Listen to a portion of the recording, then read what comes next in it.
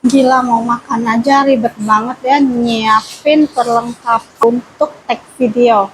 Ini saya makan pakai sambal korek sama goreng telur. Masih ada lauk satu lagi, lauk semur kecap tadi ya. Jadinya keringetan saya, padahal hujan di luar, hujan petir, jadinya mati lampu. Ya udahlah, saya pikir tag video aja lah. Teman-teman temenin saya makan ya, udah surat tenggorokan.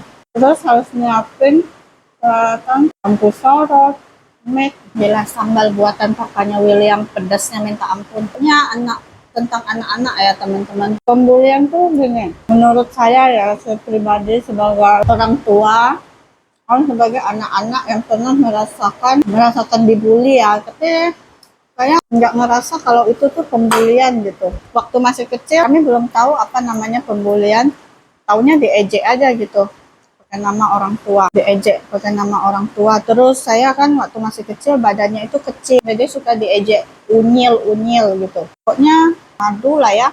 Tapi orang tua juga nggak pernah nanggepin serius. Ya udah, orang tua cuma bisa bilang, mama sama papa kan nggak bisa jaga 24 jam. Kamu diajak teman kamu bergaul sama siapa, pandai jaga diri lah, kata mama papa kan. Kalau orang ngejek kamu, kalau kamu nggak seneng ya udah kamu pergi aja, kamu jangan deket-deket dia, nggak usah ditanggepin. Setelah saya dewasa seperti ini, apa maksud dari perkataan mereka, dan itu memang benar. Kalau ada orang yang nggak usah ditanggepin, ya kita go away aja, menjauh dari orang itu. Sok-sokan ngejek kita kan, nggak usah bermasalah sama dia. Malahan semakin kita bermasalah dengan dia, ya itu semakin besar kepala. Kalau yang dewasa juga ada yang sifatnya kayak gitu, yang jiwanya itu suka membuli, bullying. Jangan pikir orang dia tuh paham loh perasaan orang lain, enggak. Melakukan bullying ya setelah dia udah jadi orang tua, dia sendiri pun udah jadi orang tua. Ada kayak anak kecil bullying ke temannya, ngejek gitu, kayak menganggap remeh orang lain. Nah, orang kayak gitu nggak perlu dideketin, harus dijauhin. Kita sebagai orang tua harus mengajarkan anak kita. Ajaran mama papa saya dulu itu jangan terlalu banyak berteman, karena nggak setiap saat teman kamu itu bisa seperti yang kamu harapkan. Siapa tuh, nggak usah sebut nama ya, jadi yang meninggal karena menjadi korban bully dari teman-temannya, padahal itu dia hitungannya udah dewasa loh, udah kuliah kan.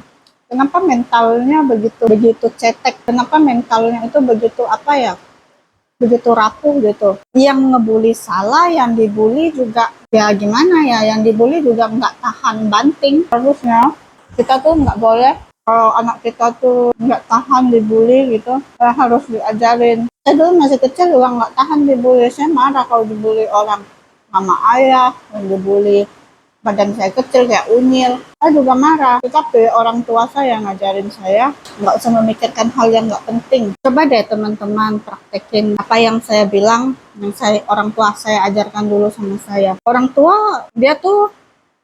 saya itu gimana ya, mereka tuh mengusahakan agar anak mereka itu menyelesaikan masalah mereka sendiri. Jadi orang tua kan nggak selamanya gitu bersama anaknya, nanti anaknya merantau. Terus gimana nanti kan kalau jauh dari orang tua, kalau misalnya kena bully, kena apa kan, nggak selamanya gitu. Dan menikah, berumah tangga sama suaminya, sama istrinya gitu. Jangan pikir keluarga dari istri atau suaminya itu nggak ngebully loh. Ada sampai pernikahan pun pasti bakalan dibully. Apalagi kalau hidup miskin, uang nggak punya, udahlah tuh, nggak usah deket-deket keluar. Bully itu sampai kapan tuh akan bakalan ada, tergantung tanggapan kita aja. Jadi saya harap kita sebagai orang tua juga bisa lebih bijak mengajarkan anak kita jangan membuli orang lain. Kalau dibully jangan ditanggapin serius, dah gitu aja, jangan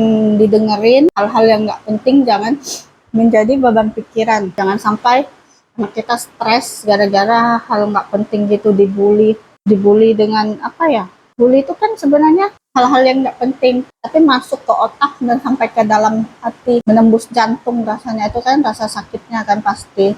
Buat kalian anak-anak yang nonton video ini, orang tua, coba deh terapin apa yang saya bilang. Kalau mau menghentikan pembulian, kalian harus menjauhkan diri kalian dari orang yang suka ngebully kalian. Jangan membiarkan apa perkataan mereka tuh masuk ke dalam pikiran kita, dari telinga masuk ke pikiran dan sampai menembus ke hati kita. Jangan ya.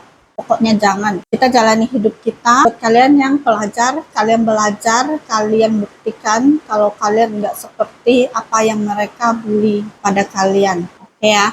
Jangan sampai terjadi kasus mengakhiri hidup. Jangan sampai merusak diri kalian sendiri dari apa yang dibully orang lain. Karena benar-benar nggak penting banget bully itu. Cuman karena udah masuk aja ke dalam batin kita, hanya rasa sakit banget hati kita tuh dibully, rasanya dendam banget. Kita boleh dendam sama dia, tapi kita balas dengan cara yang lebih cerdas, oke? Terima kasih udah nonton video saya. Semoga kalian bisa mengambil pelajaran dan hikmah dari apa yang saya katakan. Kalian yang menjadi korban bully dan yang melakukan pembulian, kalian segera bertobat. Yang menjadi korban pembulian, kalian segera pergi dari lingkungan yang membuli kalian, dan kalian tutup telinga kalian, ditutup telinganya. Jangan berurusan sama pelaku pembuli ya, jangan pernah berurusan sama pelaku pembuli, karena semakin kalian menanggapi mereka tuh semakin merajalela, semakin menggebu-gebu untuk membuli kalian. Mereka semakin mencari-cari apa yang bisa dibully dari diri kalian. Kalian ingat baik-baik apa yang saya katakan ini. Kalau kalian tidak percaya, ya silakan coba aja kalian kalau mau sakit hati. Oke, sampai jumpa di video selanjutnya.